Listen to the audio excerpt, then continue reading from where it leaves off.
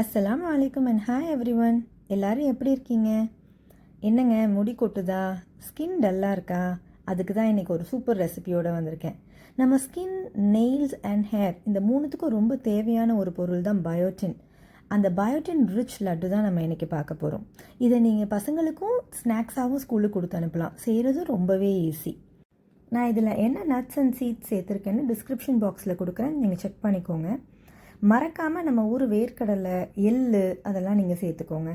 இது எல்லாத்தையும் ஒரே அளவு எடுத்து கடாயில் போட்டு தனித்தனியாக ட்ரை ரோஸ்ட் பண்ணி எடுத்துக்கோங்க, ஒரு நல்ல அரோமா வர வரைக்கும். எடுத்துகிட்டு இதை நல்லா ஆற வச்சுருங்க. ஆறுனதுக்கப்புறம் ஒரு மிக்சி ஜாரில் போட்டு கோஸாக கிரைண்ட் பண்ணி எடுத்து தனியாக வச்சுக்கோங்க. அப்புறம் அதே கடாயில் ஒரு 100 ml நெய் எடுத்துக்கோங்க.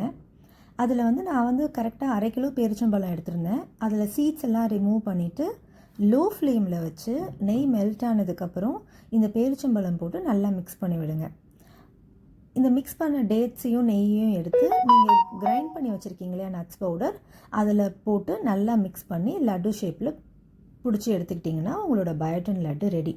இதை ஏர்டைட் கண்டெய்னரில் போட்டு நீங்கள் ஸ்டோர் பண்ணி வச்சிங்கன்னா வெளியிலேயே ரூம் டெம்பரேச்சர்லேயே 1 வீக்லேருந்து 10 days வரைக்கும் எந்த பிரச்சனையும் இல்லாமல் அது பாட்டு இருக்கும். 12 இயர்ஸ்க்கு கீழே இருக்கிற பிள்ளைங்களுக்கு கொடுக்குறதா இருந்தால் ஒரு லட்டு கொடுத்தா போதும் ஒரு நாளைக்கு.